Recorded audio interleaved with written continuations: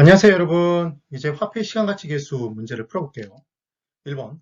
화폐 시간가치에 대한 설명으로 틀린 것을 골라보랍니다. 그럼 1번. 연금의 미래가치 계수를 계산하는 공식 이렇게 나왔네요. 그럼 연금의 미래가치 계수는 연금들 다 모아서, 매기간 연금들 다 모아서 미래 얼마일지, 한꺼번에 얼마일지를 계산하는 계수였죠.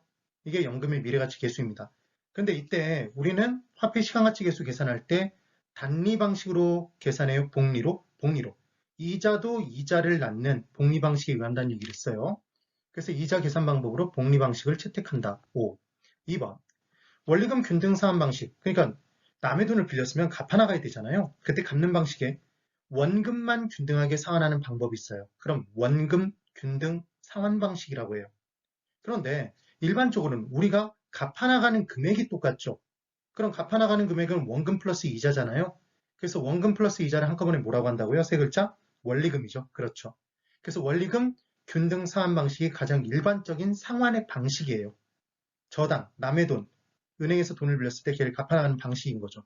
그래서 원리금 균등 상환 방식으로 중요한 건 원리금 균등 상환 방식입니다. 주택 저당 대출을 받은 경우에 저당이 떴어요. 그럼 저당이 뜨면 무조건 뭘 곱해요? 저당 상수를 곱하면 저당 대출의 매기 원리금 상환액이 나온다는 얘기를 했죠. 얼마씩 갚아라가 나온다는 얘기를 했습니다. 그래서 저당 상수를 활용할 수 있다 맞네요. 3번 5년 후 주택 구입에 필요한 자금 3억을 모으기 위해 이렇게 돼 있어요. 그럼 5년 후 주택 구입에 필요한 자금 3억을 적금 붓는 거죠. 그럼 매월 말 불입해야 되는 적금액을 구하고 싶다면 이때 외우는 방법은 5년 후에 필요한 자금 3억을 은행에서 탄다 그러면 내가 부은 원금에 이자를 합쳐서 되돌려받는 기금이었죠. 상환기금. 상환기금에 뭘 곱해요? 적금에게는 상환기금 계수, 감채기금 계수를 곱해 주신다고 말씀을 드렸죠. 그래서 매월 말 불입해야 하는 적금액을 계산하려면 이때 3억 원에 연금의 현재 가치 계수를 곱하여 구하는 게 아니라 뭘 곱해야 되는 거예요? 상환기금 계수를 곱해줘야 되겠죠. 또는 감채기금 계수라고 나올 수 있습니다. 그래서 3번이 지금 틀렸네요. 꼭 기억해 두세요. 저당, 남의 돈 빌렸다. 지금 얼마를 빌렸다? 주택담보대출이 얼마다. 그럼 걔는 저당이니까 저당 상수를 곱해서 얼마씩 갚아라가 나옵니다. 그때 얼마씩은 원금만 있다고요? 원리금이라고요? 원리금. 그래서 원리금 균등 상환 방식에서 사용합니다. 그런데 이번엔 적금을 타고 싶어요. 몇 년 뒤에 10억 적금을 타고 싶다. 5억 적금을 타고 싶다. 그럼 해마다 모을 금액, 월마다 모을 금액 그러면 그때는 적금액에는 뭘 곱해야 쪼개져요? 상환기금 계수, 감채기금 계수였죠. 꼭 정리를 해두세요. 4번. 그래서 3번이 틀린 답 4번. 매월 말 30만 원씩 5년간 들어올 것으로 예상되는 임대료 수입이 있답니다. A. 현재 가치를 계산하려고 한대요. 그럼 매월 말 50만 원씩이니까 5년 연금이네요. 연금들이잖아요. 연금. 그렇죠? 그럼 연금에 뭘 알고 싶어요? 현재 가치를 알고 싶다고 그랬잖아요. 그럼 뭘 곱하면 되죠? 연금의 현재 가치 계수를 곱하면 되겠네요. 그러니까 이때 사용하는 계수는 연금의 현재 가치 계수, 줄이면 연금의 현가 계수를 곱해요. 근데 연금의 현가 계수의 역수가 뭐였죠, 여러분? 저당상수잖아요. 저당상수. 그래서 저당상수의 역수, 저당상수의 역수란 표현이 이게 바로 뭐다? 연금의 현가계수인 거죠. 꼭 정확히 역수관계를 기억하시라고 말씀드렸어요. 죽음의 팁 기억나시면 됩니다. 그래서 3등분 나눠진다는 얘기했죠? 기억이 꼭 나셔야 돼요. 그 다음 5번 상환비율과 잔금비율을 합하면 1이 된다. 1은 100%였던 거 기억나세요, 여러분? 그럼 남의 돈을 빌렸습니다. 은행에서 1억을 빌렸어요. 5천만 원을 갚았어요. 그럼 상환 비율은 얼마죠?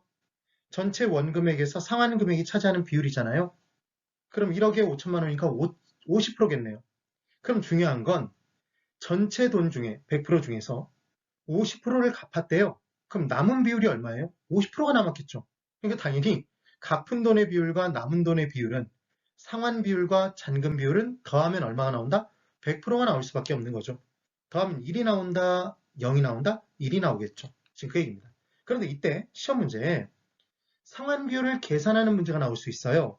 그럼 비율, 지수, 계수, 탄력성 나오면 무조건 뭐였죠, 여러분? 분수였던 거 기억나세요?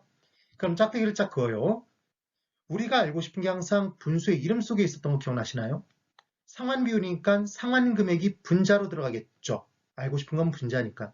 그럼 분모에는 전체적으로 뭐가 들어가요? 전체 대출 원금이 들어가겠네요. 원금액이. 그럼 이때 매기간 연금액이 주어졌을 때 상환금액과 상환금액 한꺼번에 모은 금액과 상환금액은 매기간 갚아서 얼마가 상환됐을 거 아니에요, 덩어리가.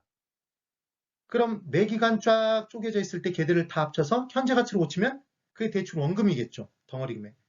그럼 우리는 매기간 연금액에 연금의 현가계수, 이게 연금이니까 연금의 현가계수를 곱해주면 이 연금들 다 합친 무슨 기간 동안에 상환기간 동안의 덩어리 금액이 나온다고요. 이게 상환 금액이겠죠. 그럼 반대로 생각해보면 매기간 연금액에 곱하기 연금의 현가계수 잔여기간을 곱하면 잔여기간 동안 연금액의 현재 가치가 나올 거잖아요. 그럼 걔는 잔금액이겠죠. 이해가 되셨어요? 그럼 매기간 연금액에 곱하기 연금의 현가계수 전체 기간을 곱하면 연금액의 연금의 현가계수 전체 기간을 곱하면 전체 기간 연금의 현재 가치가 나오죠? 이게 대출 원금이잖아요. 그럼 결국은 이 식에서 여러분 잘 보세요. 매기간 연금액, 매기간 연금액이 분모 분자에서 지워지겠죠. 그럼 결국 상환 비율을 구해보십시오. 그러면 문제에 연금의 현가계수가 주어질 수밖에 없다고요. 생각해보시면 죽음의 t에서 위에 있는 건 일시불의 현가계수, 일시불의 내가계수였잖아요. 여러분 미래가치계수 둘이 역수였죠. 일시불끼리는. 그 다음 t에서 왼쪽에 있었던 게 우리가 봤던 왼쪽에 있었던 게 연금의 현가계수와 저당상수였습니다. 이 죽음의 t는 절대로 건너갈 수 없었던 거 기억나세요? 그럼 상환비율, 잔금비율이라는 개념은 남의 돈을 빌렸을 때 갚아나가는 비율이 나오겠죠, 여러분. 남은 비율이 나오고. 그러니까 저당액에서 출발한 거라고요. 그럼 저당액에 저당상수를 곱하면 얼마씩 갚아나가 나오잖아요. 되셨나요? 그럼 그 내용에서 또 다른 계수가 나오면 딱 하나밖에 못 나온다는 거죠. 저당상수의 역수인 뭐가 나와요? 연금의 현가계수가 나와요. 그래서 잔금비율과 상환비율을 계산할 때는 연금의 현가계수 상환기간을 우리가 알고 싶은 게 상환기간이니까 전체 기간으로 나눠주면 그냥 끝나요. 연금의 현가계수를 사용한다는 것만 기억하시면 됩니다. 그럼 반대로 저당상수가 주어져 있다면 저당상수는 분모분자가 뒤집혀야 되는 게 느껴지세요? 역수니까. 그래서 저당상수로 상환비율을 구할 때는 저당상수 상환기간 분의 저당상수 전체 기간이 분자가 되겠죠. 꼭 정리를 해두세요. 몇 번만 하면 쉬워져요. 지금 어려우실 거예요. 다음. 그래서 지금 연금의 현가계수를 가지고 상환비율을 구할 수 있다는 말씀을 드렸습니다. 다음 2번. 화폐 시간가치와 관련한 설명으로 옳은 것을 골라보랍니다. 1번. 똑같이 반복되는 걸 보세요. 잔금비율과 상환비율의 합은 0이에요? 1이에요? 1, 100%였죠. 그래서 틀렸네요. 2번. 연금의 현재가치계수와 역수는 미음이 없는 애였죠? 저당상수였어요. 미음자가 들어있으면 연금의 미래가치계수였잖아요. 연금과 관련된 미래가치계수. 그래서 2번도 틀렸네요. 3번.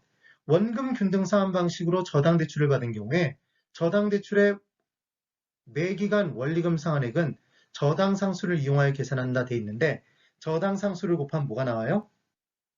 원리금 균등 상환액이 나오죠. 원금 플러스 이자가 똑같은 금액이 나오는 거예요. 원금 균등 상환 방식이 아니에요. 그래서 X.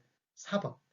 원금과 이자뿐만 아니라 원금에 대한 이자뿐만 아니라 이자에 대한 이자, 이자가 이자를 낳는 걸 뭐라고 했죠? 복리방식이라고 했죠? 우리는 복리방식을 공부해요. 단리방식이라고 해서 X. 5번. 현재 5억 원인 주택가격이 그럼 현재 5억이면 이게 일시불이죠. 매년 전년 대비 5%씩 상승한다고 할 때 5년 후에 주택가격을 알고 싶대요. 그럼 지금 알고 싶은 건 5억 일시불의 5년 뒤 미래가치잖아요.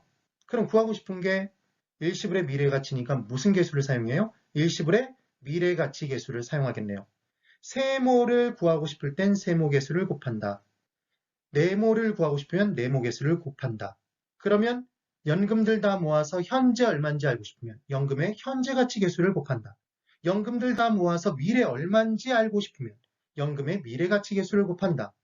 저당에는 뭘 곱하고? 저당 상수를 곱하고 되셔야 됩니다.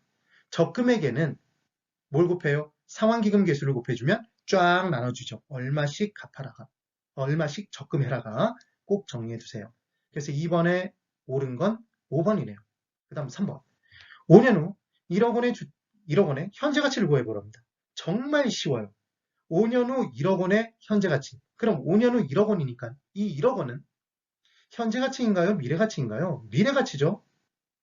얘를 현재 가치로 고쳐보래요. 그럼 할인율을 반드시 주게 돼 있죠. 이자율을.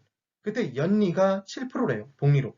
그럼 이 1억 원이라는 금액 자체가 미래 가치가 100 몇 프로 된 금액이에요? 107% 된 금액이라는 걸 알아차릴 수 있죠. 몇 번에 걸쳐서? 5번에 걸쳐서. 그러면 얘는 1.07에 5승이 곱해진 거잖아요. 1억 원에는 원래 금액에서. 그러니까 당연히 곱해진 것으로 나눠주면 되죠. 그래서 107%에 5번으로 나눠주면 된다는 겁니다. 그럼 계산기에 여러분 승수가 표현된 계산기도 있어요. 그런데 5승까지 나온 적은 이게 유일했거든요. 보통 2년, 3년이기 때문에 그냥 2승이면 2번 나눠주시고요. 3승이면 3번 나눠주세요. 그게 훨씬 쉬워요. 그래서 얘도 5번 그냥 나눠버립니다. 절대 1억 두들길 때 0, 8번 두들기지 마세요. 그냥 1 나누기 1.07, 1.07, 1.07, 1.07, 1.07. 정말 복잡한 것 같아도 이게 제일 빨라요, 사실은. 숫자만 안 헷갈리시면 돼요, 몇 번만. 그럼 얘는 얼마가 나오냐면 0.713이라고 나와요. 그럼 10만 자리에서 10만 원 자리에서 반올림하니까 7,100만 원이 되겠죠. 되세요? 그래서 3번이 답이 됩니다. 이해되셨죠? 내일도 화폐 시간가치 계수 계산 문제로 찾아뵐게요. 여러분 화폐 시간가치 계수는 제가 정성껏 녹화해드린, 촬영해드린 멘토링 개론에 올라가 있는 우리 바로 전달했던 그 내용, 화폐 시간가치 계수 7개로 나눠져 있는 내용 꼭 다시 한번 반복해주세요. 네, 오늘 여기까지입니다. 대단히 수고 많으셨습니다.